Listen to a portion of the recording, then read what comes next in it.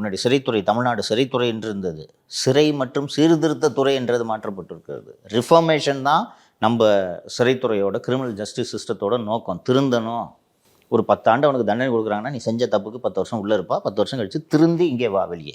அதனால தான் ஆயுள் தண்டனை விதிக்கப்பட்ட கைதிகளுக்கு ஆயுள் என்றால் ஆயுள் வரைக்கும் இருக்காமல் ஒரு 14 வருடங்கள் கழித்து நன்னடத்தை காரணமாக விடுதலைனா, சரி 14 வருஷம் ஜெயிலில் ஒழுங்காக இருந்தான், படித்தான், 2 டிகிரி முடிச்சுக்கிறான், அவனை வெளில விடுங்க என்று கருணையோடு நாம் அவர்களை வெளியே விடுகிறோம். அவன் நன்னடத்தையோடு இருக்கிறதுக்கு இந்த சிறை காவலர்களோட பணி என்பது மிக மிக முக்கியமானது.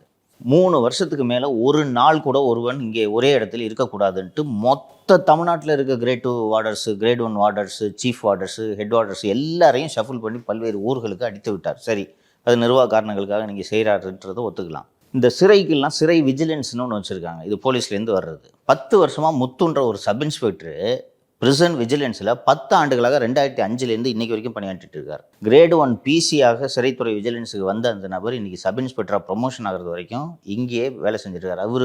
இவர் ஊழலில் இருக்க மாட்டாரா?